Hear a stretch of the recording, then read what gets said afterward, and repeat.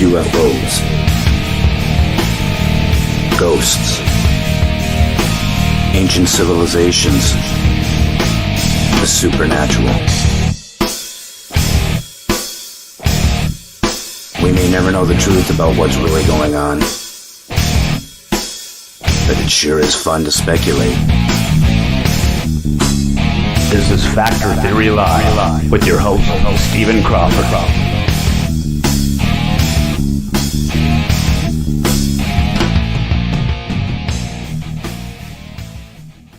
Good to see you, Michael. Aloha, Michael. Okay.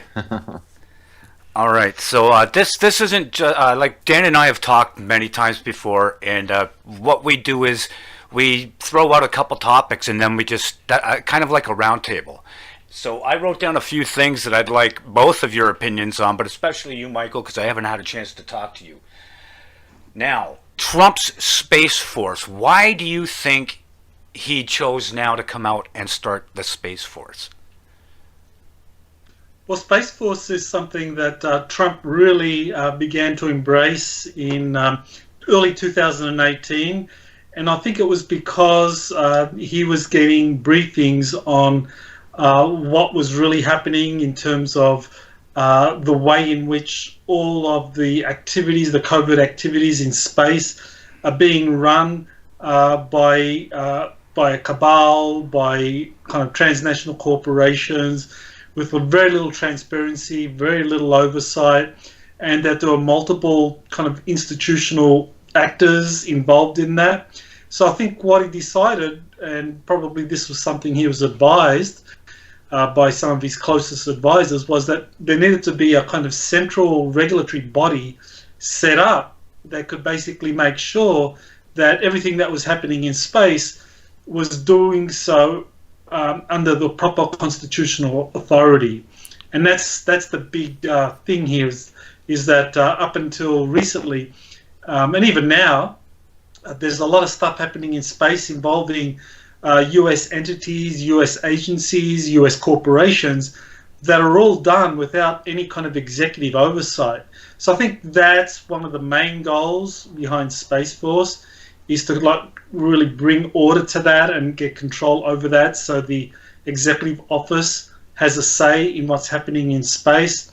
And I think a second major goal here is to come up with something that could start to disclose to the general public what's really going on, in terms of the advanced technologies that have been developed, that have been used in these secret space programs, and how to roll that out without making it look like all this has been covered up for decades. So I think creating a new military service where one day they just kind of say, well, look at all the new hardware we've got from our corporations, and kind of like hoodwinking the public into thinking, well, this is a new military service, they got this new military hardware, so this is new stuff. There's no apologies needed for hiding this for like decades. This is all new stuff. I think that's a second major goal behind it. Right. And was there any indication that you know of that Trump was interested in ufology before he became president? Definitely, yeah. I think he, through his uncle, John Trump, who was a full professor at MIT in the 1930s and 40s, John Trump actually was involved. He was directly involved in the review of Nikola Tesla's papers. And Nikola Tesla did have a lot of inventions there that dealt with things like free energy, electromagnetic propulsion, and these were areas of the direct expertise of John Trump, whose focus was in high voltage electrostatics. He had got his PhD examining Van de Graaff generators, and so this principle of generating a very high voltage electrostatic charge, that's a key principle behind electrogravitics. You look at the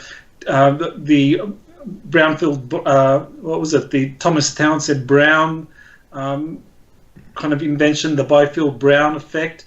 That's all based on high voltage electrostatics. So John Trump knew all about this, And while he was also a professor at MIT, I think, pretty clearly was involved in the examination of some of the Roswell craft debris. That was, some of it was taken to MIT. So we know this, that there are some leaked Majestic documents that actually refer to MIT as one of the institutions involved in reviewing some of the Roswell debris to try and understand how this operated and how it could be reverse engineered. So John Trump was at MIT at the time. In 1947, I think, I mean, he was definitely a full professor. I don't know if he headed, I think he was the head of the specialized unit at MIT dealing with this kind of high voltage electromagnetics, electrostatic charges and so forth. Right. So he knew about all of this stuff. So when he retired, he told Trump about it, and Trump actually said there's been a number of interviews that he gave in the 1980s. He said he had a lot of interviews with, or a lot of talks with his uncle, who told him about a lot of nuclear secrets. Right. and that's code word for, like, okay, yeah, he spilled beans on a lot of stuff. That's fantastic. And Dan, I know you've dabbled in the world of 0 point. Do you have anything to add to that? Well, I totally agree with Michael that, in his position, with his background, in that time frame, it would be highly unlikely that Trump's uncle wasn't brought in on the Roswell situation to, evaluate what that technology was about. See, I didn't know this. I am so glad I've talked to you guys today. I've been trying to get back into it. I spent a couple of years out of it, and I had no clue. Fantastic. The next place I wanted to go was time travel. Michael's done some articles about this. Dan and I have talked about this. Michael, do you believe you're a PhD? I meant to ask you, what was that? What field did you get your PhD in? It was in political science. Actually, I specialized in international conflict, and that's how I got involved in all of this. I was very interested in Stephen Greer's Disclosure Project, because I thought that these people that were revealing this cover-up that was worldwide concerning extraterrestrial craft, UFOs, reverse engineering projects and so forth, that was something that could help me better understand what was really going on in the world, where a lot of these international conflicts tend to perpetuate themselves, because I think the conflict internationally is a great way of being able to generate a lot of black budget funding. A lot of money is generated and sent, whether we're talking about, ripping off oil fields, like at the moment you have the American military in Syria ripping off the oil fields down there in the eastern part of Syria. You've got the poppy fields in Afghanistan or in Vietnam. So, there's a lot of money to be made through these international conflicts. So then, that's why I got drawn into this, because now it made it understandable why these international conflicts perpetuated themselves, why they were so intractable, because there was a deep deep state. There was this entity that was needing huge amounts of money to be generated off the books to feed these black projects, and this could only be done not through the regular appropriations process, which is trackable and recorded on the books. It had to be done through all of these illicit activities, and international conflict was a great way of doing it, because when there's a war or civil war or ethnic conflict, no one keeps books. People are too busy trying to save their lives or make a buck. Do you have anything you wanted to add to that, or even ask Michael about that? I think Michael's background is like a perfect evolution into what he is doing today, and he's on the cutting edge of,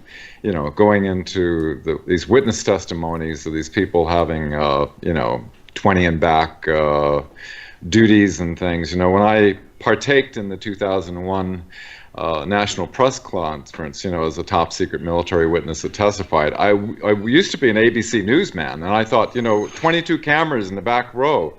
I couldn't imagine, talking about the bases on the other side of the moon, the nukes being shut down, 57 species, all this.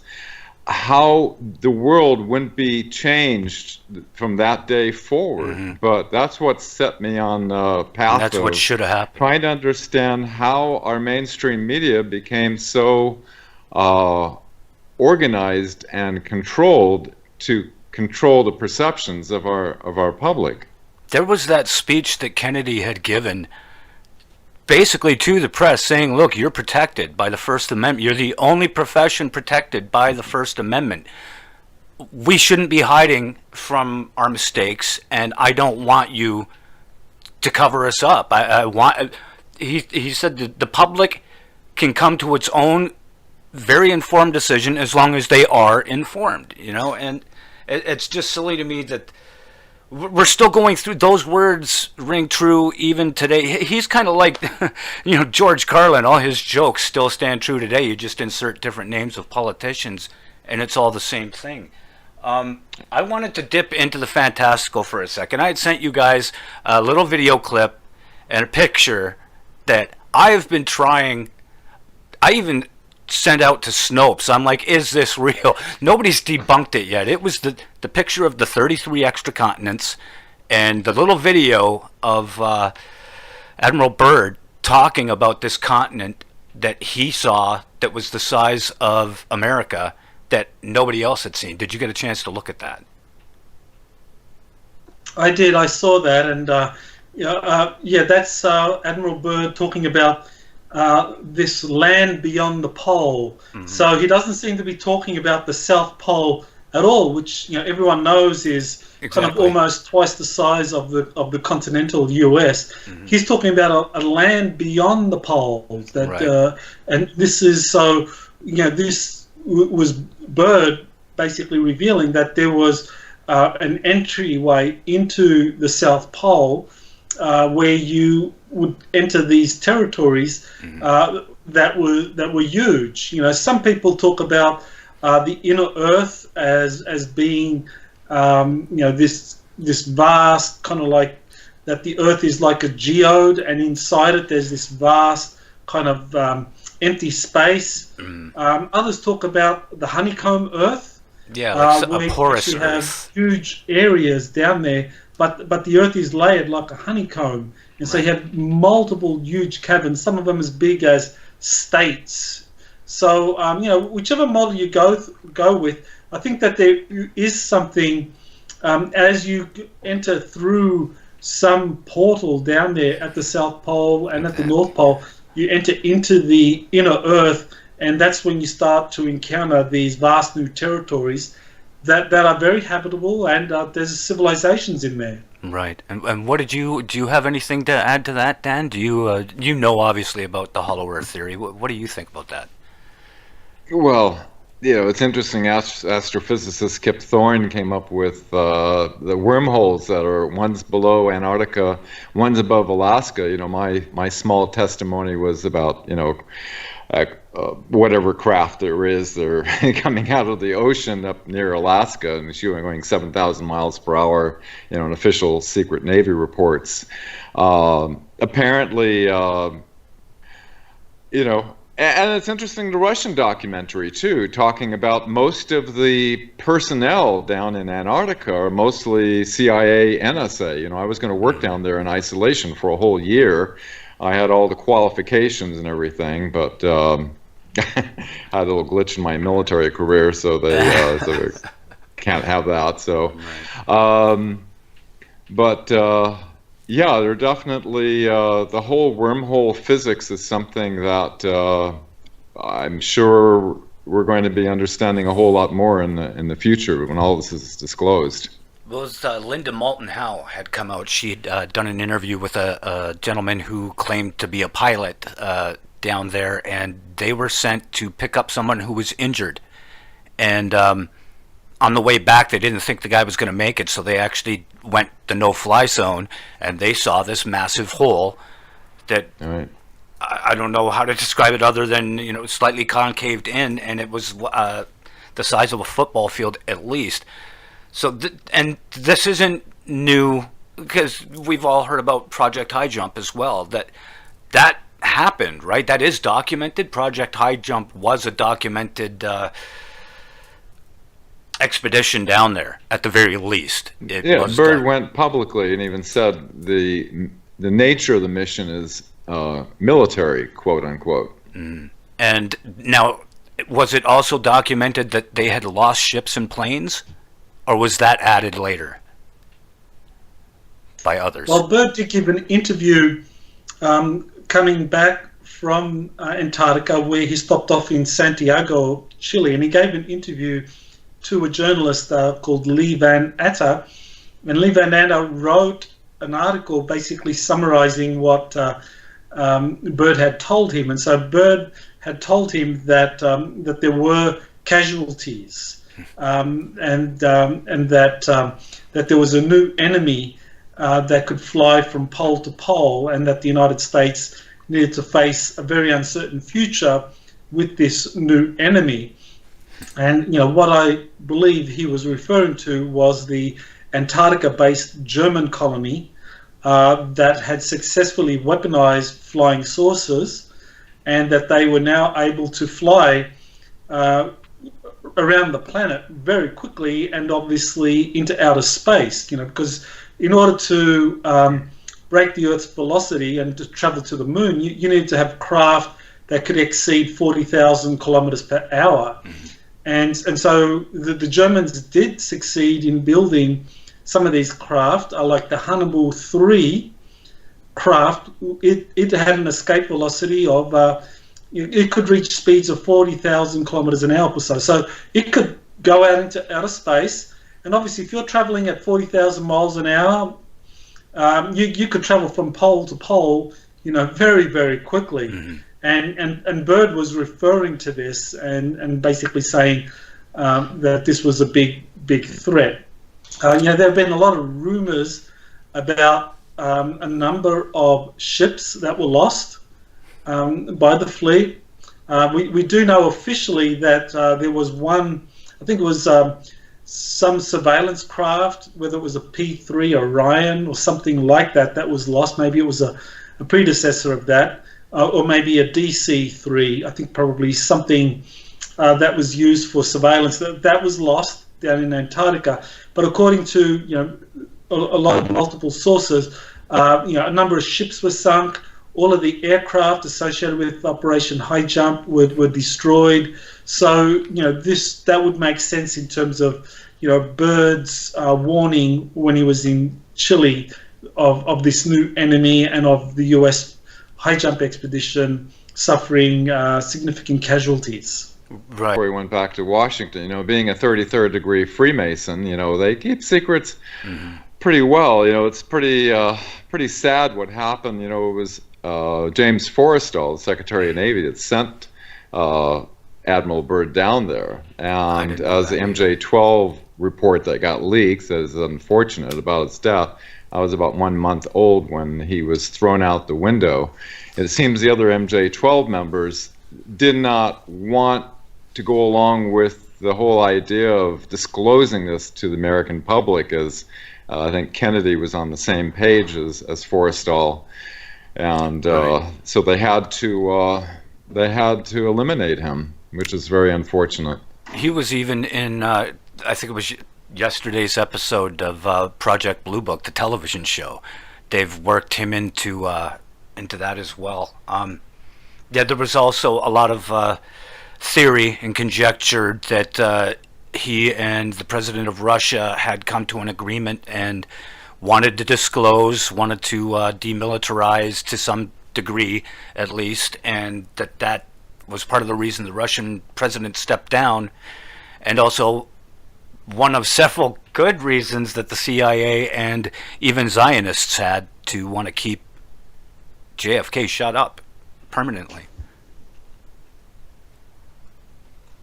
Right, well, JFK was a very critical figure in US history because I think he truly did want to get control of all of this secret UFO data and extraterrestrial visitation, and basically release that eventually to the public. But I think JFK, he was more interested in having executive oversight. People often look at JFK and say, well, he was kind of like wanting to reveal all this to the public, and that he died with a speech in his pocket that he was going to reveal, basically a disclosure speech revealing to the public. Well, I think that's not accurate. That's not the way JFK operated, and the way in which a high-level politician like him would operate. I think he thought in terms of like strategic moves, and the first move was to basically have the CIA be forced to share all of its UFO files with NASA, with the State Department, and with the Department of Defense, and that would then go on to the Russians. That was how Kennedy wanted to circumvent this control system that had been set up by Majestic 12. Bring the Russians in, and that way you can justify why all of this classified UFO data could be shared with the State Department and with the different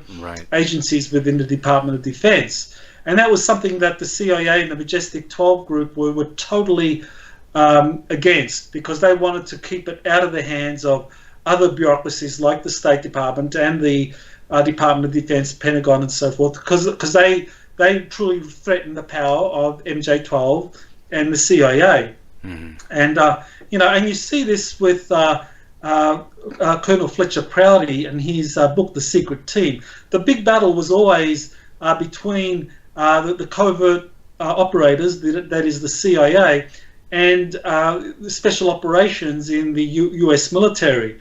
It was always this fight between them in terms of like who should be running the show when it comes to covert operations. Right. And so Kennedy understood this, and so he wanted to kind of get the control of the UFO files out of the hands of the CIA and put it in the hands of people who would share the data responsibly amongst the different branches of the military. But he ultimately lost that power struggle.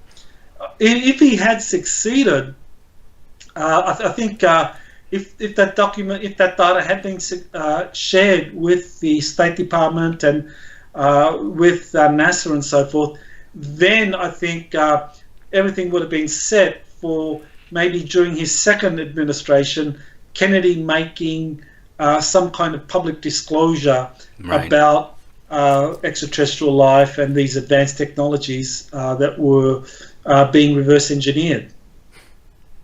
It's sad. It's really sad.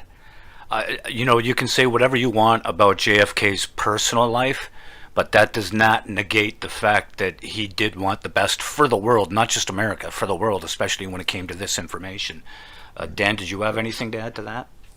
Oh, and he fired Alan Dulles, and Aaron Dulles, as you research back through history, is so infamous in so many different aspects. He was even the one that was pushing Truman to convert the wartime OSS into the CIA, and Truman, 1 month after the Kennedy assassination, he publicly said, the CIA, is off doing its own thing. They don't have to account to anybody, He expressed his concern about it, and when you look into the history and the fact that they effectively infiltrated and took over our perceptions of our education system, right, and our media with Mockingbird, and the infiltration with Hollywood, creating our perceptions about extraterrestrial life. They did one hell of a job of creating this matrix of perception that they wanted to create in order to hide their illegal operations, keeping the rest of the planet technologically retarded using these obsolete technologies. Right. While they developed anti-gravity back in the 30s. They have a breakaway civilization. I totally believe that. It makes perfect sense. And the fact that Phil Schneider was killed shortly after coming out and talking about the underground civilization he was hired to build, and even invented a new drill or something for part of it. He was a co-designer at least. Yeah, well, I want to add to that, because there is a very important addendum to this, because Dan actually did mention James Forrestal, who was the Secretary of the Navy during the time of Operation High Jump, and then became the very first Secretary of Defense, and he was also part of the initial group that had set up the Majestic 12 Committee. Now, Forrestal and John F. Kennedy were very close. Forrestal actually took Kennedy to Germany in June and July of 1945, immediately after Germany's collapse, and showed Kennedy all of the secret technologies that the Nazis had been working on. And so he fully briefed Kennedy because he wanted Kennedy to join his staff. And it was only after Kennedy decided to enter politics that Forrestal gave up on Kennedy joining his staff. But the important thing was that Kennedy had been told about the Germans setting up a space program in Antarctica. So Kennedy knew all about this. And also another important fact is that Joe Kennedy, Kennedy's father, he was a Nazi supporter during the war. I mean, he actually, after he was basically removed as ambassador to England, he made donations to the German National Nazi Party. And so Joseph Kennedy was a big supporter. And so during the 1960 presidential election, people are familiar that Joe Kennedy made deals with the mafia, and that was kind of like instrumental in his son getting elected.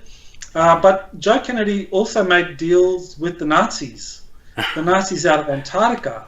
Basically, a lot of them did back then, right? My boy's running for the presidency, and I'll vouch for him, and we'll do what needs to be done. So that's important to understand the background to Kennedy. So, but of course, Joe Kennedy, suffers a stroke. He loses all influence in the Kennedy administration. So, from the perspective of the mafia and the perspective of the German Antarctica base, President Kennedy goes rogue and tries to kind of like get control of things and tries to bring people to account. So we need to bring in the German Antarctica colony as a factor in the eventual assassination. Right, and this all the setup for that base that took place before the war, right? Down in Antarctica, the Germans. They actually went down there before the start of the war and took a bunch of people and engineers and equipment and the whole shebang. And then they started their gradual takeover. So one would assume there's a lot of people that would say, there was one debunker, he thought it was the idea of them having a base down there was just stupid because it was so far away from the theater of war.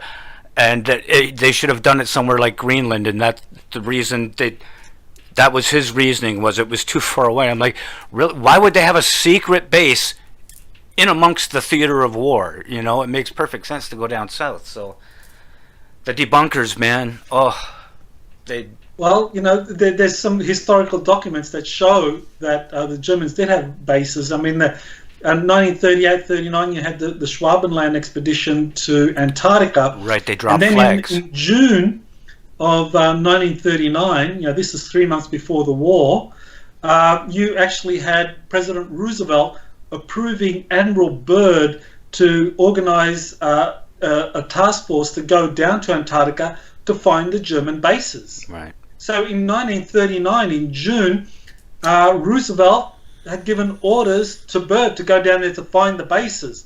So, those debunkers that say, well, where's the evidence of the bases? It's like, well, that's nonsense. Why would President Roosevelt order Admiral Byrd to go down to Antarctica to find the German bases to make sure they weren't violating the Monroe Doctrine? If he didn't know, of course they had good intel. They knew the Germans had set up bases down there and that they were building these up for the war effort. And so as far as Roosevelt was concerned, he just wanted to make sure that the Germans weren't violating the Monroe Doctrine by doing it in the western hemisphere of Antarctica. And of course the Germans did it in New Schwabenland, which technically is not part of Antarctica. So it was outside of the Monroe Doctrine. Right. Dan, did you have anything to add to that story about everything that's going on down there? Well, it's interesting. The gentleman sitting next to me at the press club was Navy Commander Graham Bethune, who was actually the pilot that flew Admiral Byrd down to Antarctica. And I had lunch with him. I had, at the time, my ignorance level was quite high on all of this, and I was just learning about this. I wish I would have known so much more back then to ask so many questions. Right, hindsight, right? Yeah. Well, that's a very important point there, Dan, because I know that Colonel Donald Ware said that he was told by Graham Bethune that Graham flew Admiral Byrd down to Antarctica in the summer of 1945-46, that's the Southern Hemisphere summer, to basically conduct secret negotiations with the Germans down there. So you're That's saying right. that Commander Bethune told you directly as well that he flew Admiral Byrd down to Antarctica? When I was with him, we didn't speak about that. I researched it later, that he was involved with being his pilot. Yeah, that would have been sweet if only he had told you then, eh? There'd be another reason to try to get you on Ancient Aliens. All right. Now, I wanted to go into today's virus. Do you guys personally know anyone who is suffering from this illness? No, I don't. No. Have you heard of anyone, a friend of a friend, your cousin's hairdresser's brother, anything like that? No, eh? No. So what do you think this is all about? Because we've been through so much, and never have we had a pandemic called over the common cold. And people can say what they want. Maybe it is a stronger version of it. Fine. The main people it's going to go after are people like me and seniors, but that's what the flu and this virus tends to go after anyway. We've got people hoarding... Compromised immune systems. Yeah, you could be Right. young or old. It doesn't matter. If your immune system's compromised, you're going to take a bad effect. But it amounts to, from what I can see, there is no more people dying from this than there has been from the flu every single year. And the way that everybody's, I think that they're deciding, hey, should we cut this off now and get everybody back to work, or it's working so great, should we just roll with it and continue with the plan for our new world order? Do you guys have any opinions on that?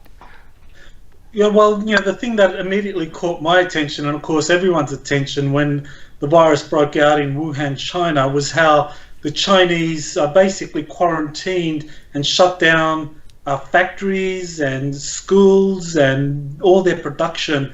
So I think at one point you had close to 500 million people on lockdown, and all these factories over China closing and their economy basically crashing as a result of that. And so that to me was a sign that this was very, very serious, because I couldn't imagine the Chinese, basically hyping something up and crashing their economy. What would be the purpose behind that? So The I think protests. the Chinese The protests, I believe. understood that this was something that was very serious, and I think they kind of realized that it was a bioweapon. That was the thing. It was a bioweapon released out of Wuhan. Exactly how? I mean, there's a lot of debate over that. Whether this was a Chinese, a BSL laboratory in Wuhan that kind of let the virus out, or it could have been maybe the deep state kind of like orchestrating the release of a bioweapon, or it could have been, the US military, rogue actors in the US military, releasing this bioweapon in October of 2019 at the World Military Games that were also held in Wuhan. And also you had 5G. So all of these things create this kind of cloud of uncertainty as to what exactly is going on. But what I thought was very significant was this whistleblower that Kerry Cassidy and Paul and I've forgotten his name. Bill Ryan. Bill Ryan. Bill Thanks. Yeah, Bill Ryan. They found this whistleblower in 2010, a former British naval officer, who says that he then began working in the city of London and came across this deep state plan that would start with a contrived war against Iran, that would go nuclear, that would suck in Israel, that would suck in China, that would get the US involved, and that would go nuclear, leading to millions of lives lost. And that would then lead into the second step, which would be this biological warfare, where China would basically get the flu, and then it would spread worldwide, leading to millions of fatalities. And then the third step in that was there was going to be a pole shift, and that was altogether, those three steps in that sequence would lead to basically a 50% reduction in the population of humanity. That was the goal, according to this plan that the City of London officials were trying to basically put into action back in 2005. This was when the whistleblower says the meeting occurred. In 2010, that's when he came out and told Bill Ryan and Kerry Cassidy about this. Now, of course, we know that the war against Iran never happened. There were people like Admiral William Fallon who blocked it during the Bush administration, and then Obama blocked it during his administration, and Trump has been blocking it ever since. So, because that critical first step in that kind of plan didn't happen, I think what it was that the deep state decided, well, this is not going to happen, so let's go to stage 2 and hope for the best. And stage 2 was to release this biological weapon against China, watch it go worldwide, and somehow hope that would be enough for their plan to move forward. But I think that, in the plan, the problem was that, because you had this first stage that would be a nuclear war, China, Russia, the Middle East, major nations like the US, their resources would have been depleted. They wouldn't have been able to handle a biological weapon. Whereas now, without this kind of antecedent nuclear war, China, Europe, the United States, other countries have all of their resources available to contain this biological weapon and to basically make sure the coronavirus is contained and eventually... And another possibility is this dark evil thing that has happened to the planet could have been used to totally flip 180 degrees and being used to round up all of the dark players with the white hats during this quarantine period. Right, there's that as well, because when you think about it, I was just saying, I went out the other night and there were no kids anywhere, there were no teenagers anywhere. I wasn't seeing crime. What I was seeing was seniors walking down the street with each other, laughing, joking, like they took back the night. It was incredible. And we're getting, aside from all the spraying that's been going on, there's no planes aside from those other ones. There's no boats going, well, not as many. Definitely not as much pollution coming from cars. The air's a little bit cleaner. The water's a little bit cleaner. It almost seems like this is something we should do once a year for a month, just to help clean the air around the planet and the water even. Now, I love living independently up here in the mountains off the grid, and it seems the lifestyle is more appropriate all the time. I had a question, on exopolitics.org. There's a new witness that came out, Air Force intelligence specialist Mike Tuber, talking about the Tic Tac from the Nimitz 2004 event that, the To the Stars Academy, the Pentagon Advanced Aerial Threat Identification Program, whatever it's called, went to the New York Times and then went across all of the mainstream media outlets to get this out all over the place, kind of insinuating that this is ET, when all along it's actually the Air Force Secret Space Program working with the Navy, probably testing out its radar systems, and while the Navy sailors are freaking out, not knowing what this is, only a few on the inside really know that this is actually a joint Air Force Navy operation. But it's just interesting that they have this whole Pentagon program that is kind of questionable, which has gotten extreme media coverage, and they continually use the term an alien, threat. They use the word threat continually, and we know that they had programs way before this that we're planning on creating a false flag extraterrestrial event. I was just going to go there. Going back to report from Iron Mountain, Werner von Braun's deathbed testimony, the Benson Strategy Group, which Michael knows very well. They're planning on creating a something like this. But why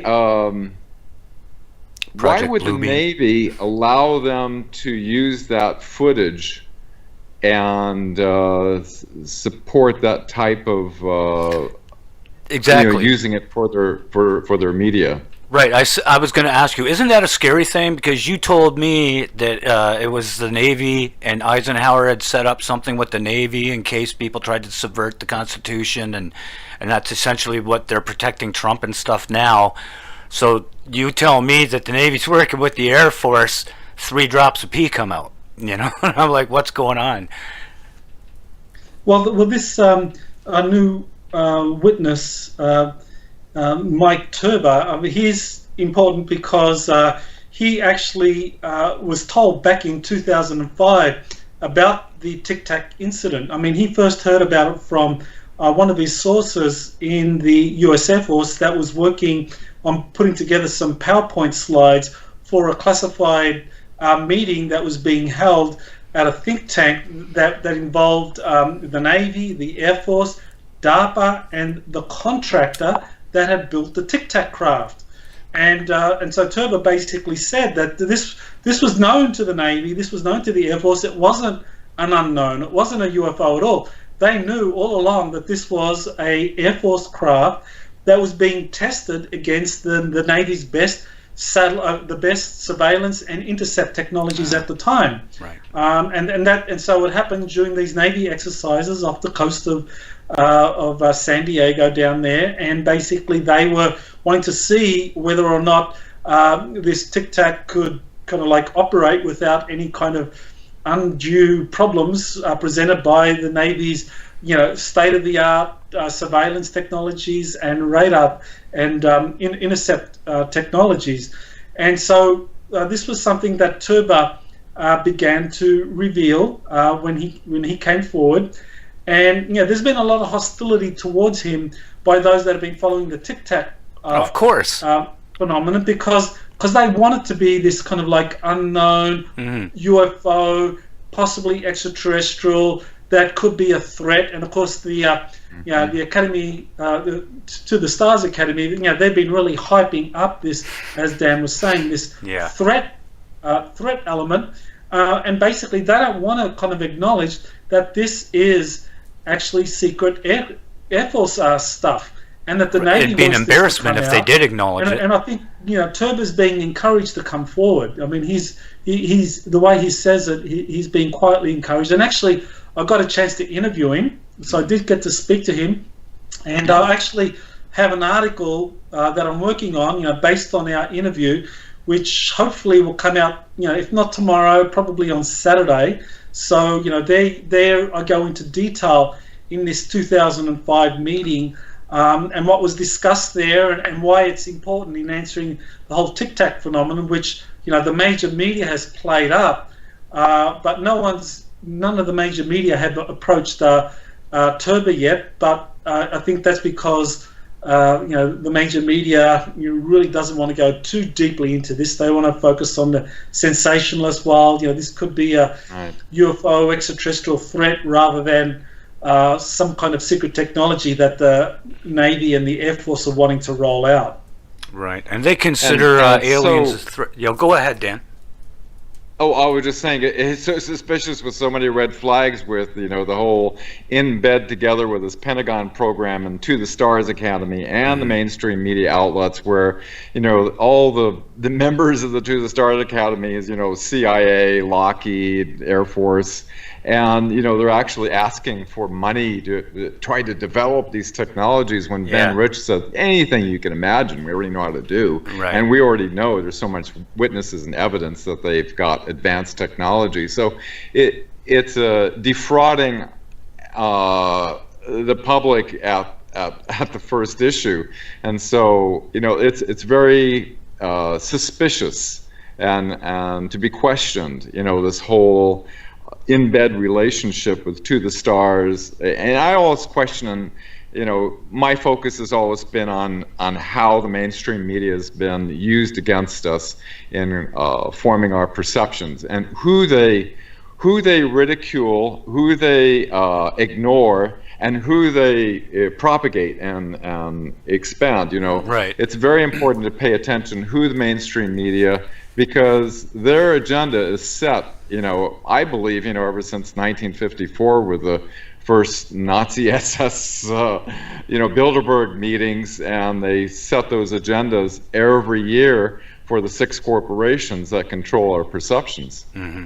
Well, even through movies and music, they own the entertainment industry, and I would be referring to the Zionists and some of the people who have also become like your Rockefellers and Rothschilds. It's funny to me that nobody that was voting for these people realized these guys are billionaires. They own all kinds of businesses. Maybe we shouldn't have them.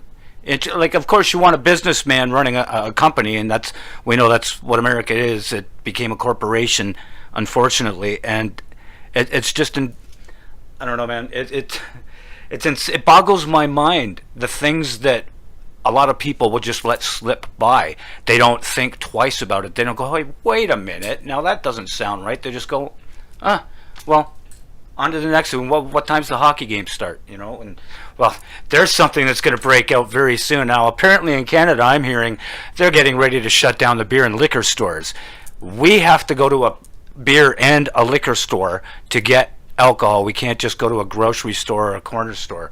When that happens, you're looking at a riot here in Canada. You can have guys running around the streets with hockey sticks, pulling each other's jerseys over their heads and just pounding on each other. Where's your beer? Give me your beer. And it's going to be a fun situation.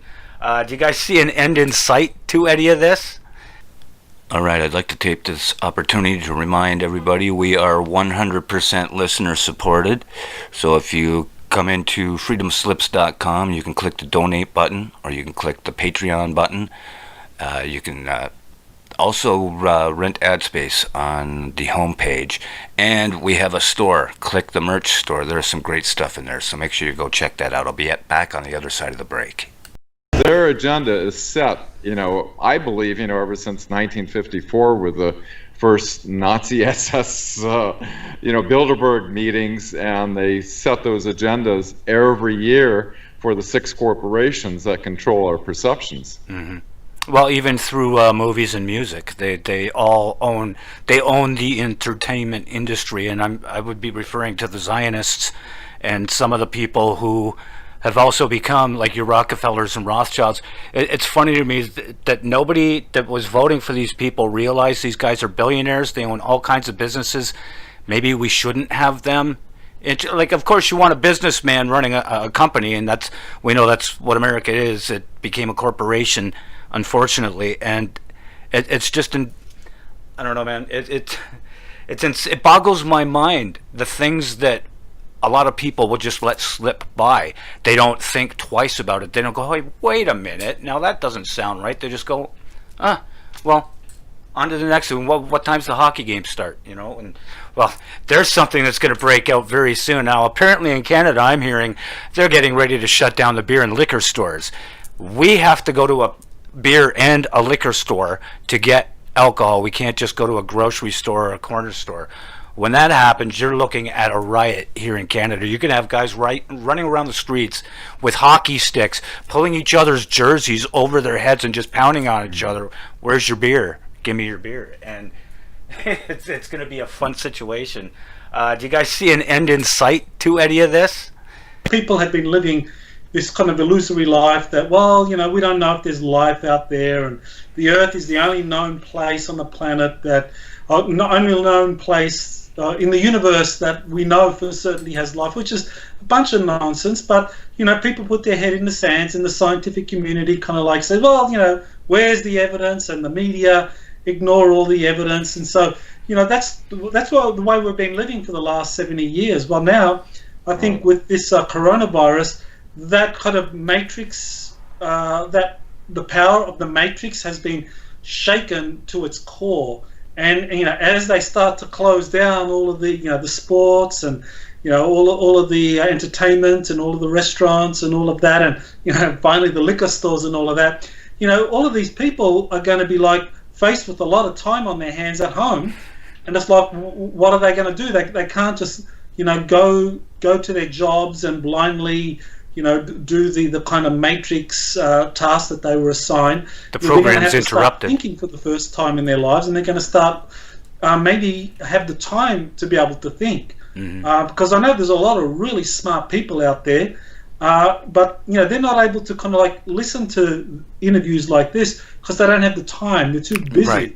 Now they're confined at home, and now they finally have time to listen to this kind of material. And I think this is going to be where you actually have an awakening. So I think the coronavirus is a very gentle way, ultimately, of waking up a planet. I mean, you could wake up a planet, we're talking in terms of like, how does the collective consciousness wake up a planet?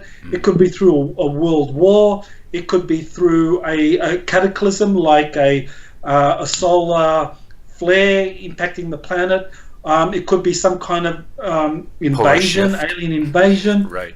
Or an earth changes, but we're going through this mechanism of a global pandemic, which basically forces people to go home to spend time with their families, with their children, get to look at all of this material that they've been ignoring, haven't been able to access because of. So I think in a way, this is something that we collectively, we're going to make a lot of lemonade out of this coronavirus lemon. We certainly can. It's just a matter of people actually go for it. Dan, you got something to add?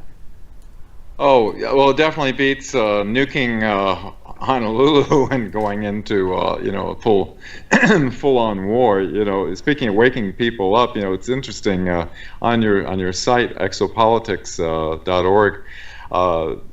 The whole idea, I've been fascinated with the patents that the Navy's been releasing on fusion reacting and electrogravitics and all these super advanced technology, and all of a sudden I've got the insight that yes, the Chinese have been conducting espionage and grabbed a lot of this technology, and what a clever approach to patent it in the U.S. so that it actually fulfills two things. One, it protects the patents for our government, and at the same time, it helps awaken the public that these type of technologies are something possible. Mm-hmm. Yeah, those Navy patents are really important. I mean, those are things that people have started to pay a lot of attention to.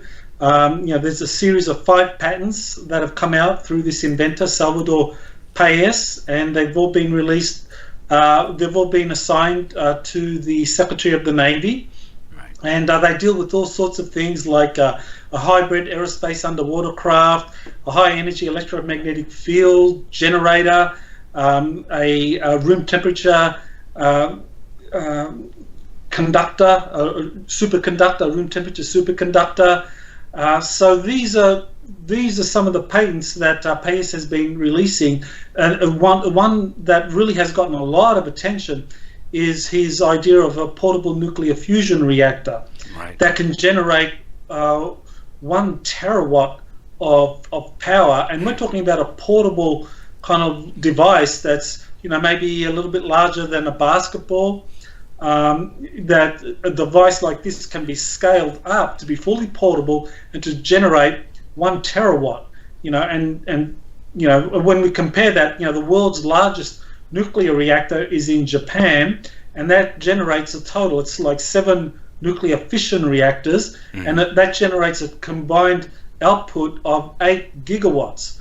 Well, 1 terawatt is 1,000 gigawatts. And this is a lot of power. Device. Yeah. So this will revolutionize the planet. Right. And this is a total change of policy, because for 10 years I've been meeting with scientists and inventors. Many of them received, because of the secret system within the patent office called Sensitive Application Warning System. Anybody that has anti-gravity, free energy, room temperature, all the things that they're releasing out now, they get automatically issued one of these national security orders, which means they cannot share it with the rest of the world. This is a totally indication that the policy has shifted, or the powers that be are guiding it in that direction versus the other direction of complete suppression. Exactly. Yeah, and I think that's a very important point. Like the secrecy orders that have been issued against, like the total at the moment is about 5,800 secrecy orders have been issued against all of these patents dealing with alternative energy, dealing with kind of new health modalities. And these secrecy orders are issued every year.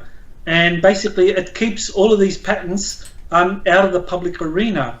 And then you look at all of the classified technologies that companies like Lockheed, Northrop Grumman, General Dynamics, and so forth have been developing for the secret space programs. All of these are highly classified, and Ben Rich said that it would take an act of God to declassify these technologies. So on the one hand, you have the problem of trying to declassify all of these advanced technologies. On the other hand, you've got all of the different national security groups issuing these secrecy orders against these new inventions. So basically, how do you break that? And I think this is how the Navy has decided to break it. They get one of their inventors, because he's a paid employee. Salvador Payés is a full-time employee of the U.S. Navy. He worked for the Naval Air War Center, Aircraft Division, and he basically was, I think, tasked to put out these patents that were marked for publication, because when you actually apply for a patent, you have an option there to not publish. So that if you have some very sensitive technology that you don't want your potential competitors kind of like ripping off, you tick off not publish. So that way the patent gets issued and you're protected, but your potential competitors aren't able to rip it off like the Chinese. Exactly. But in the Payés patents, all 5 of these really innovative applications all were marked. They didn't have the not publish option marked, which meant that the Navy wanted this stuff to be published. They want the public to know that we have things like these Tesla shields that can be built to protect a city from kind of ballistic missiles, nuclear weapons, even coronal mass ejections.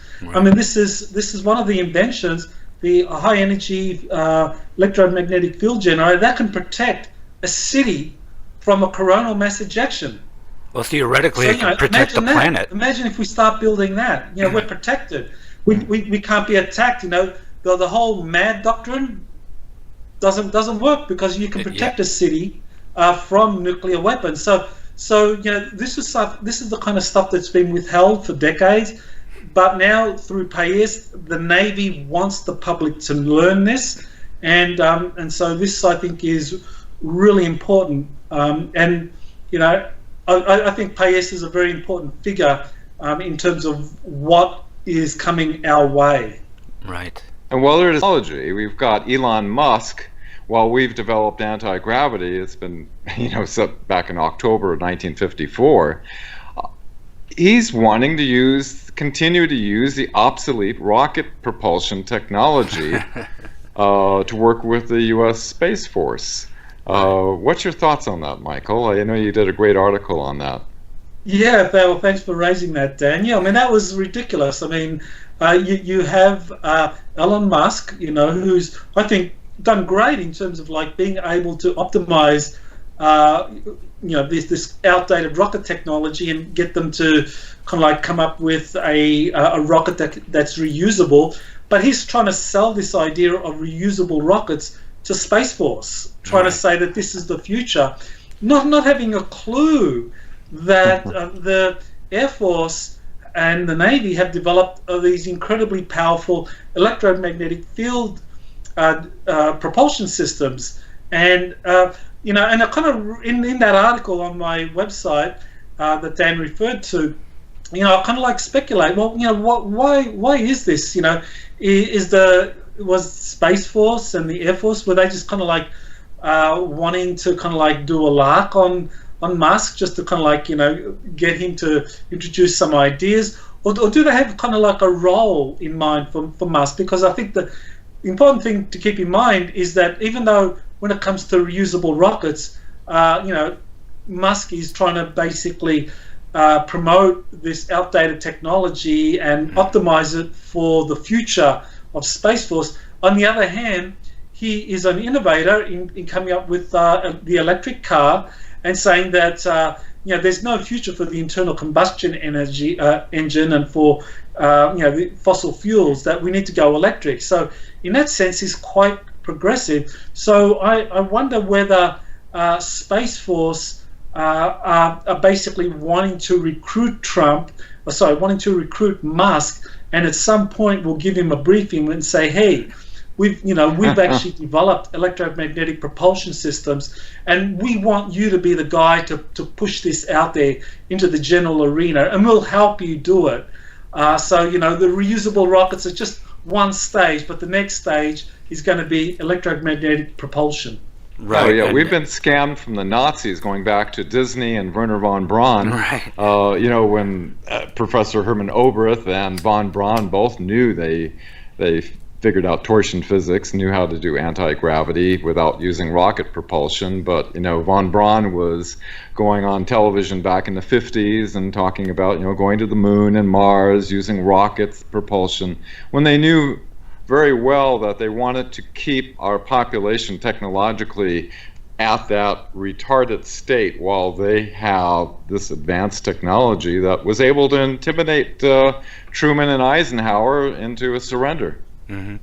That's totally right. I think that was one of the things that William Tompkins, who worked for the Navy during the Second World War and then worked at different aerospace companies, that was one of the things that he said, was that what was happening, on the one hand you had Wernher von Braun and Kurt de Boos and Arthur Rudolph pushing rocket propulsion technologies onto NASA and getting the US military-industrial complex to sink a lot of kind of R&D and funding into rocket propulsion technologies. But on the other hand, sabotaging anything to do with electrogravitics or electromagnetic propulsion systems, that they were sabotaging this all the time and just kind of like making it very, very difficult for the US military to actively start to develop some of these electromagnetic propulsion systems, and just rocket technologies were the only things that the US was allowed to develop, and that's that in the classified programs that has changed, of course, because in the classified Navy and Air Force space programs, they do use electromagnetic propulsion systems and torsion field physics for their spacecraft. But when it comes into the conventional military or for NASA, it's all rocket propulsion. Right. Grateful President Eisenhower, when he lost control to the infiltrated Nazi corporations, that he set up a plan to with a secret Marine intelligence unit that appears to be activated today because of the threatening of our constitutional republic by these illegal elements that have infiltrated. Not a single person, a CIA director, head of intelligence, president, has been able to gain access to these illegal programs since the time that he lost control. Mm-hmm. I don't think... sorry, go ahead, Michael. Yeah, I was just going to just support what Dan said, that these programs have been very successfully covered up. They have kept very senior officials out of the loop, and you see a really good example of that with Admiral Wilson, Thomas Wilson, who in 1997 was given this briefing by Edgar Mitchell and Stephen Greer on on a particular UFO project. And when Wilson made inquiries, he was basically told that he didn't have need to know access. And at the time, he was the deputy director of the Defense Intelligence Agency and also the deputy chief of intelligence for the Joint Chiefs of Staff. Right. And he was told you don't have need to know. Later on, we find out, this is after Wilson becomes the director of the Defense Intelligence Agency, that he found out that this corporation was basically trying to reverse engineer a recovered extraterrestrial craft. But he was again denied access, and he applied to, there's an oversight committee for the special access programs. He applied to this Pentagon committee and saying, well, look, this corporation denied me access. Here I am, deputy director of DIA. I should be given access. And this oversight committee in the Pentagon sided with the corporation, said, sorry, you don't have need to know. I mean, just shows you how well all this stuff is covered up.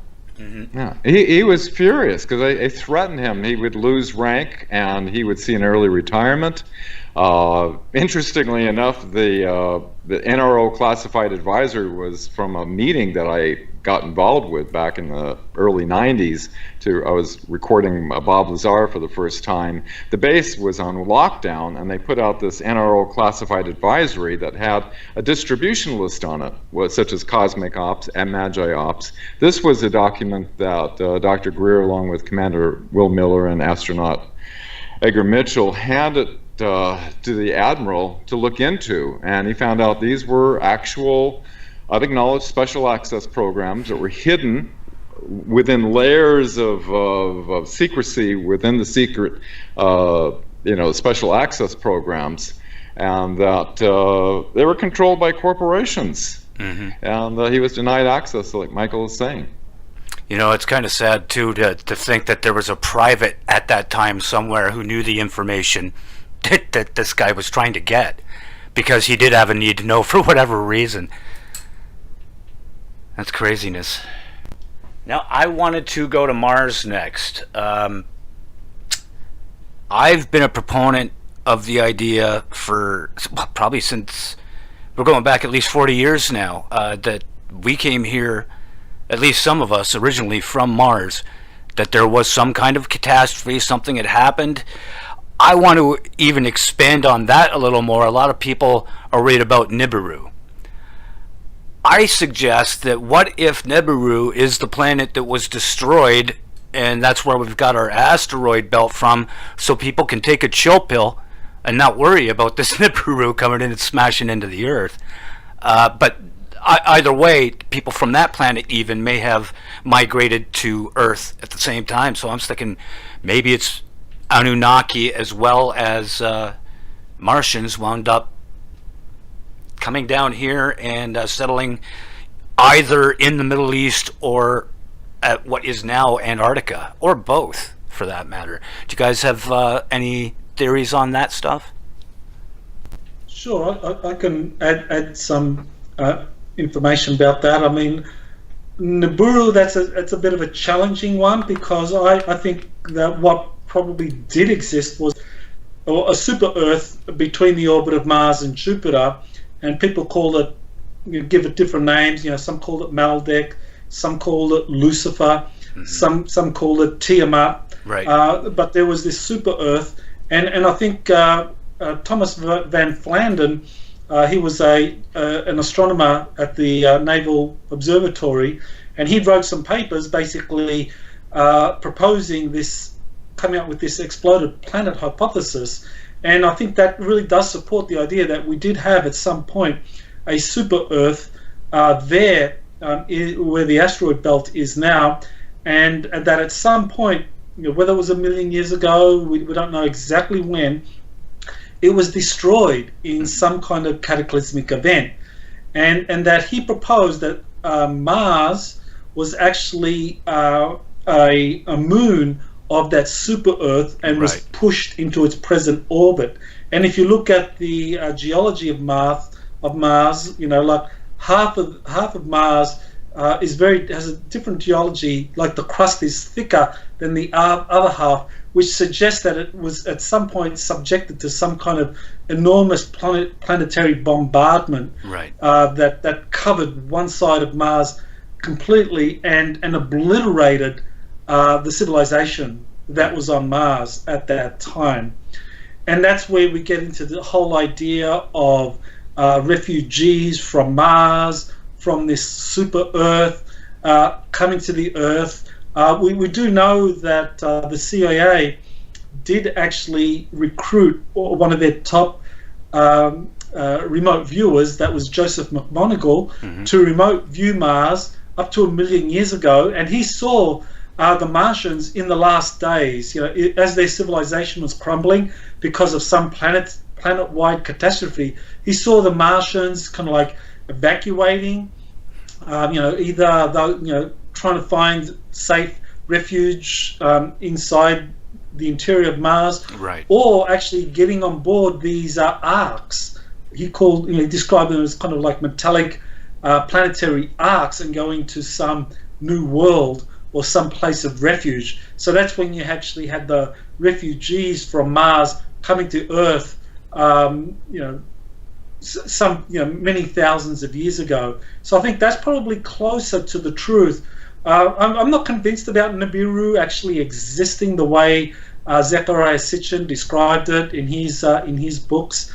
I know, according to Corey Good and David Wilcock, they say that Sitchin was basically fed disinformation, that he was a deep state asset, and his job was to release part of the truth, but not all of the truth.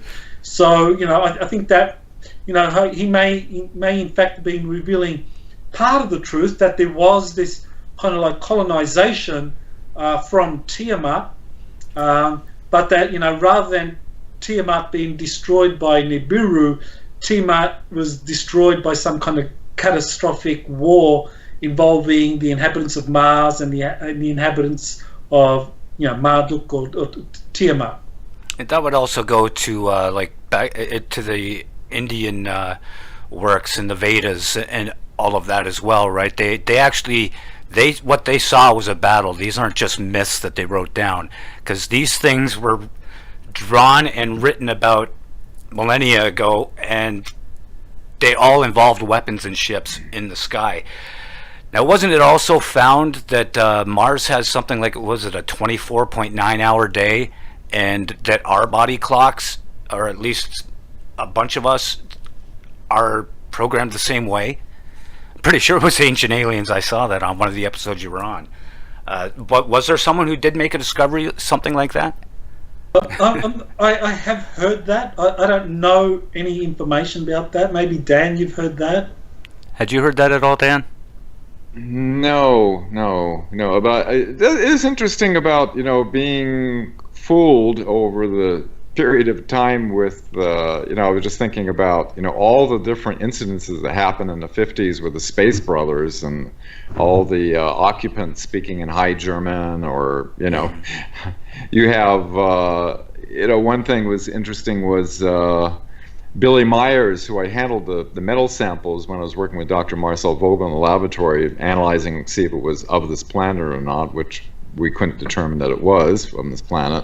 And William Tompkins, both, Billy Myers talking about Simjazi looking exactly like Maria Orsic, and Tompkins' Jessica, the secretary that was feeding him, the Nordic secretary that's feeding him some of these designs and plans, looked exactly like Maria Orsic. And then, you just looking back over the whole thing, and I was looking into George Adamski and going to the Pope and then giving him a medallion and all the different connections with the whole thing. It seemed like a mass charade to fool the population on this planet that these are extraterrestrial and not Nazi craft from Antarctica. Right. It did seem like there was quite a push to to keep it away from the possibility that it could have been these Germans that had discovered this stuff and were down at the other bottom of the world, out of sight from everybody. It makes a lot of sense, doesn't it, that they went down there, they got all of that together so they could start that. They had bigger plans, right? A lot of people were like, well, if they had that stuff, why wouldn't they use it in the war? Well, maybe they had bigger plans, you know. It was a 1952 CIA document. Walter Beetle Smith, who was also attended the Bilderberg meetings, he was a CIA director. He spoke about, talking about this is psychological warfare. So I think the psychological warfare element has been in place on this whole subject, obviously, for quite some time. There's a very interesting case that I found very telling, and it was I believe it was in 1957. It involved a master sergeant from the U.S. Army who was stationed near Honolulu in one of the Army barracks there, and he was tasked by Army intelligence to do research on UFOs. So he was doing that, and he says that what happened one evening was that he saw a craft land. He was with multiple witnesses. He saw a craft land in the interior of Honolulu. The interior of Oahu, and that when the occupants came out of the craft, he could see them at a distance. They were all wearing Nazi SS uniforms, and this was in '57. And so he says he kind of like saw all this, and basically wrote up a detailed report. And he wrote up the report for Army intelligence. It was submitted, and then he says that a couple of Air Force officers came along and interviewed him, debriefed him, took the report that he wrote and buried it, and he was instructed by the Army to never talk about it again and reassigned. And you have to wonder about Betty and Barney Hill, where Barney retracted a statement that on board he saw a, quote, evil-eyed Nazi. Really? See, I hadn't heard that either. Michael? Yeah. Yes, wow. Yes, definitely. That was his initial report. Talked about these black uniformed, leather-jacketed people that looked like Nazis. Now, were they reptilian at all? Did he describe whether they looked reptilian or not, or were they greys? No. He described this as a Nazi, as a human. He also described greys. And that's when, as Dan mentioned, he retracted his story because at the time it just sounded ridiculous. How could there be space Nazis? Right. So it just sounded ridiculous. So, talking about grey extraterrestrials sounded less ridiculous. So he retracted his story, and I think his wife Betty just talked about greys from the beginning, and most of the attention was on her anyway. Especially because of that star map. About secrecy, because it's so far fetched from what we have been. We've been fed science fiction all of our lives, and even the imagination of science fiction fantasy is pale, or compared to the reality. Yeah, it's insanity. Well, I asked if it was reptilian because there's this Star Trek show. Star Trek Enterprise, and part of the plot for one of the seasons is they get stuck back in time during World War II, and the Nazis are being helped by I saw that episode. I think that's actually very accurate. I did a show about that there episode. Has been these kind of like that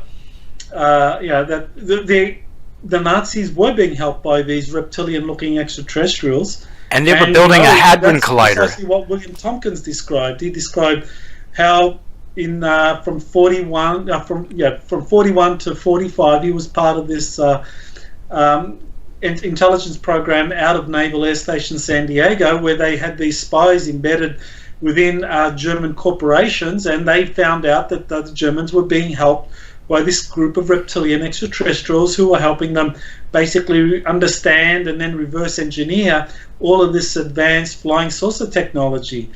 So it's absolutely correct that yes, the Nazis were helped by reptilians, and that's how they got so far ahead. But on the other hand, there's always a balancing factor at play, and that balancing factor was that the Allies were being helped by the human-looking or Nordic extraterrestrials at the same time, and Tompkins does say, throughout the 50s and 60s, the Nordics were helping the Navy develop their secret space program. But weren't we just saying that they were actually the Germans, though? The Nordic-looking ones? So was it the Germans being helped by reptilians, and then the Germans pretending to be Nordics and pretending to help us? Well, there's a bit of history there. The Nordics, initially the Nordics helped the Germans. Right. Because Maria Orsich was a very philosophical, spiritual, Pacific person. She didn't want anything to do with the war effort. She absolutely hated Himmler and his efforts to kind of like weaponize all of the kind of flying saucer technologies and information that she'd gotten from her communications. And, it's important to keep in mind that, when Maria Orsich began in the early 1920s and began to be helped, that Germany was actually the most progressive democratic place on the planet. The Weimar Republic was very progressive and very democratic. So it made sense that the Nordics thought, because every other nation was controlled by all of these power groups. But in the 1920s, Germany, because of the defeat, was in this unique position where no one really had absolute control. So there was a lot of freedom, a lot of democracy.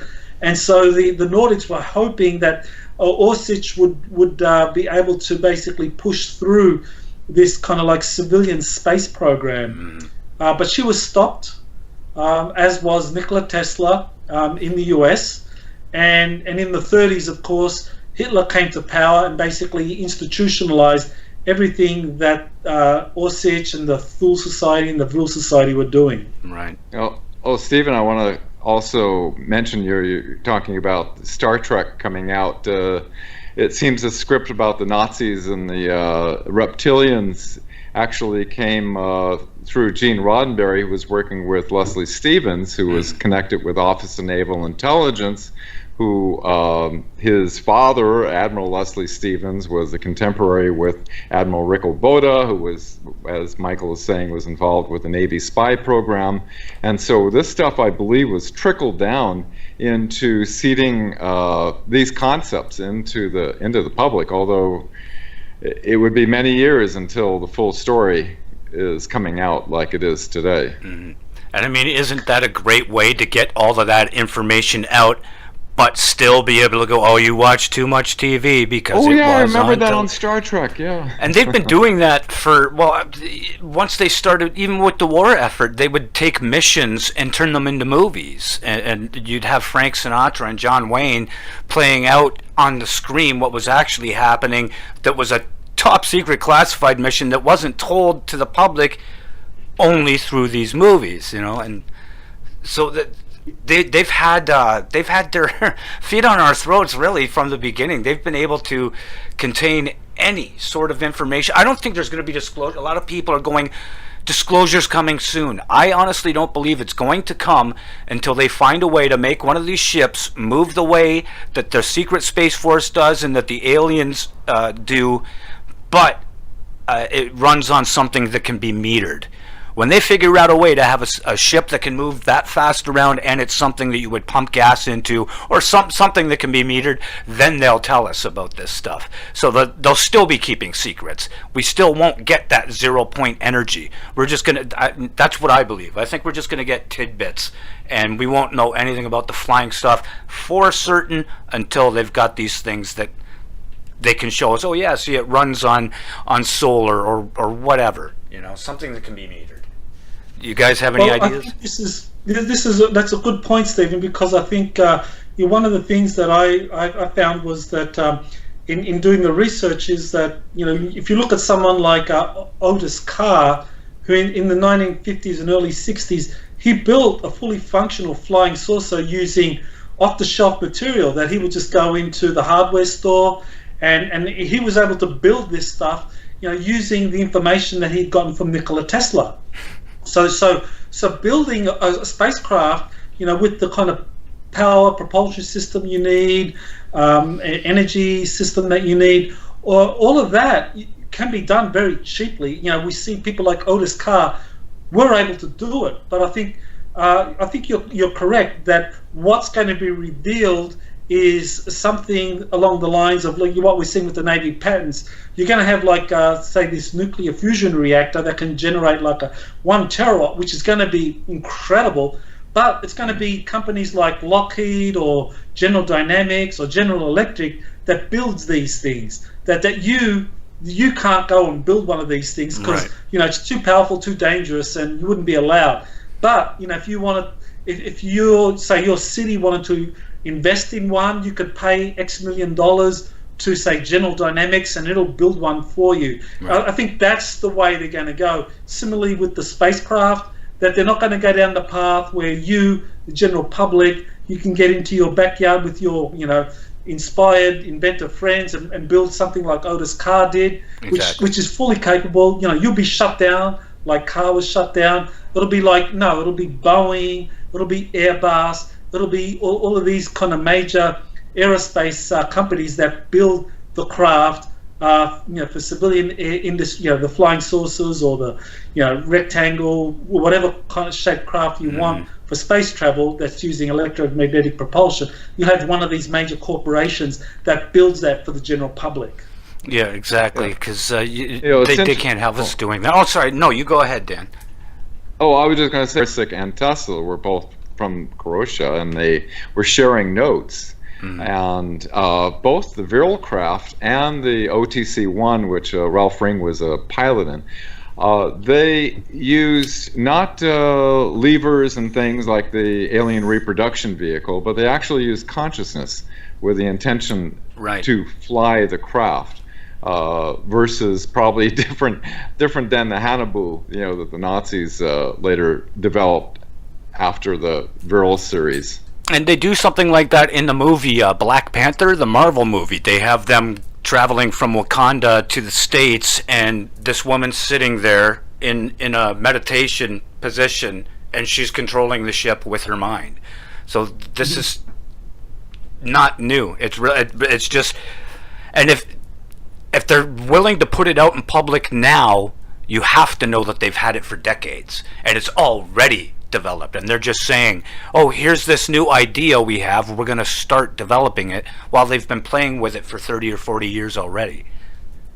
Yeah, well, what Dan said, that's very important to kind of emphasize that, because I know Ralph Ring actually described Otis Carr's OTC-X1, that the navigation and the propulsion system was like this huge crystal that would basically it would be emitting all of these different lights, and it would interact with the pilots, so that you would envisage your destination and you're there.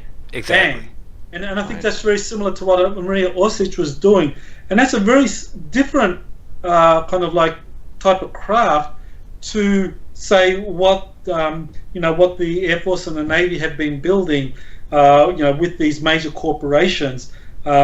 We have like a lot of these advanced electronics and power systems, very expensive, very difficult to kind of like replicate.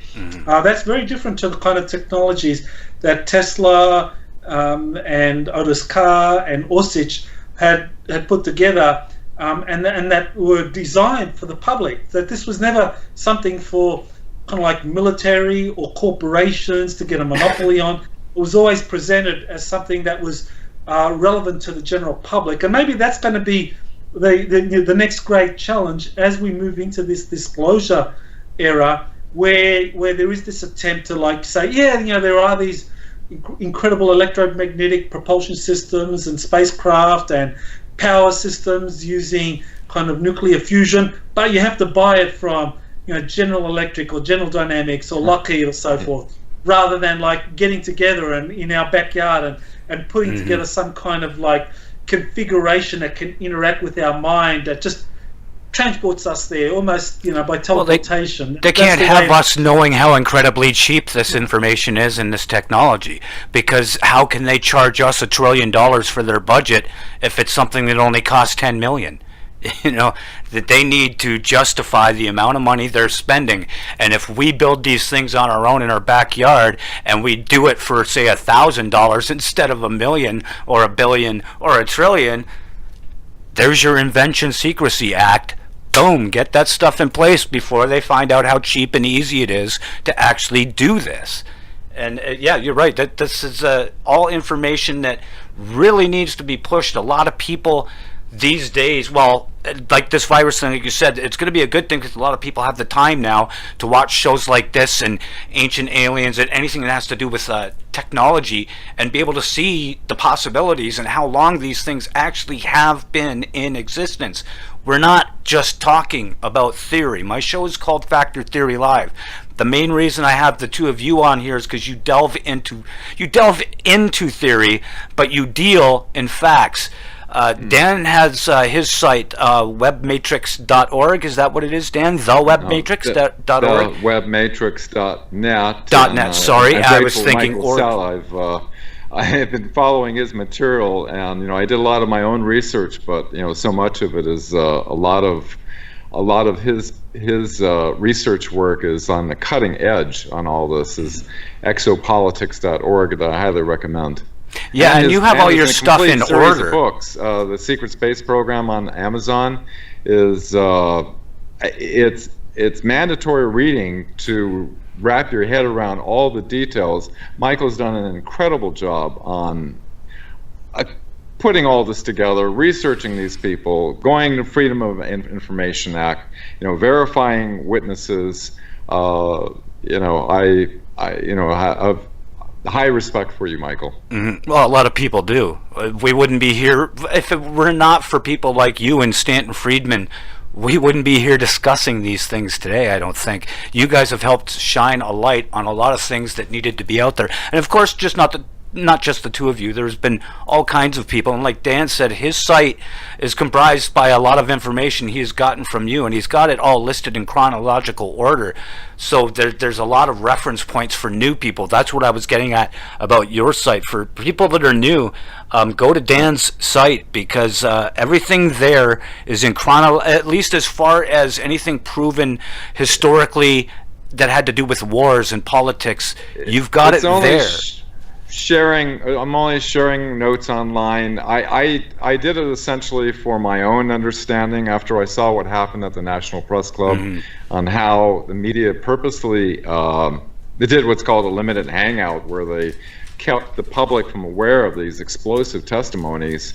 I had to, after a media company wanted me an article on media control, I had to start somewhere, and the only way I could wrap my head around is I'm familiar with all the witness testimonies and a lot of documents. I had to put a chronological order in order to see how did we get to where we are today, going back at least to the beginning of the 20th century in the year 1900, which is a good place to start. 1900 was right when Tesla was coming out with stuff, and to present day, and if you look at things chronologically, everything evolves into the next thing, and it gives you a better insight on how this whole thing evolved into what it is. I think Tesla even, and Michael, I wanted to get your opinion on this. Do you think Tesla could have unintentionally been behind that blast in Russia? Oh, yeah, that's very interesting. The Tunguska blast in Russia. I didn't want to say it wrong. I remember doing research on that, and I remember that at that time, during the Tunguska event, the Earth, Mercury, and Venus were in perfect alignment with one another. Okay. And so I think it could well have been some kind of like a coronal blast from the sun, kind of like an electric universe model, where you have like a electrostatic charge coming out from the sun, like a capacitor, how it discharges. So there was some kind of thunderbolt, and so the electric universe guys, they've done great work in describing how this works, where you actually have this coronal discharge, or this kind of electric discharge from suns or from planets when they get into close proximity. And so that was one of the things I did. I looked it up in terms of in NASA website. You have a way in which you can enter in a particular date and see the configuration of the planets, and that was what struck me when I put in the date for the Tunguska event. You see the Sun, Mercury, Venus, and the Earth were in a perfect straight line, and so that immediately brought to mind what the Electric Universe guys were saying, that this was actually an electric discharge that came via the Sun through those planets that hit the Earth at that Tunguska area, and what Tesla was doing was something different. With his, I think he was doing trying to develop his kind of use standing waves to be able to generate an electric energy supply wherever you are in the planet. Now, given the location of where the blast was, would it be feasible to think that maybe that discharge snuck through an opening at the pole? Because doesn't the magnetic field that protects us, isn't there a slight opening at the bottom and top of those fields, and could it have possibly shot through that way? Do you think that's, or am I just making stuff up here? Well, that would make sense, because if you look at the Earth's magnetic field, electric charges would flow into the poles. Right. So, of course, Siberia is in the northern hemisphere. I don't know what latitude it is, but it's a very high latitude. So it makes perfect sense that if there wasn't a huge electric discharge from the Sun, and combined with the Mercury and Venus, that this all led to this enormous discharge that kind of like impacted the Earth. That Siberia, because of the way in which the electromagnetic, the magnetic field of the Earth operates, that would be where this strike would happen. Right, and that's why it didn't affect the entire Earth. It was just that small area. So we were actually saved by that. Yeah, at the poles would be the greatest density of magnetic flux density. As you take a magnet, you have your lines of flux going around, and they all combine at the poles. So you have your greatest density at your north and south poles. That is incredible. Just playing with my screen here. The picture of me turned to you, so I got double Dan up there. Okay, well, you know what, guys? It's been about an hour and a half here, longer than I thought it was going to be. I enjoyed this conversation immensely. Is there anything else you just want to talk about? We have exopolitics.org and the webmatrix.net. Sorry, I got those messed up the first time. Anything you wanted to get into further, Michael? Sure. I just wanted to say I have a new book coming out. It's called Rise of the Red Dragon. The Origins and Threat of China's Secret Space Programs. It comes out on April 20, so next month, and people can order it from my website, or you can go to Amazon and order the ebook edition now. But yeah, April 20 is when it becomes available, and I want to thank you, Steve, for having me on the show, and I'm really glad to be doing this with Dan, because I see us as collaborators on this, and I love working with you because you definitely understand the big picture, and we're able to kind of connect the dots better when we collaborate with others that are familiar with the material. And Exactly. And I do love Dan's chronology of all of this from the very beginning, because I think it really does help people who are really wanting to understand how this all began and how it all evolved. And would be great, Dan, one day you should put that all together into a book. Exactly. I made a promise to myself. I'm not being a witness. I'm not going to make one penny at this ever, in no way, shape, or form. And it just You could donate the money. It's just my own thing. Yeah, so much knowledge, my friend. Thank you, Michael. Thanks a lot, guys. This has been fantastic, and I am Steve Crawford. This is Factor Theory Live with Michael Salla and Dan Willis. You guys have yourselves a great night. Aloha, Michael. Thank you. Aloha. Honored to join all of you. Thank you. Thank you. Have a great night. All right, Dan.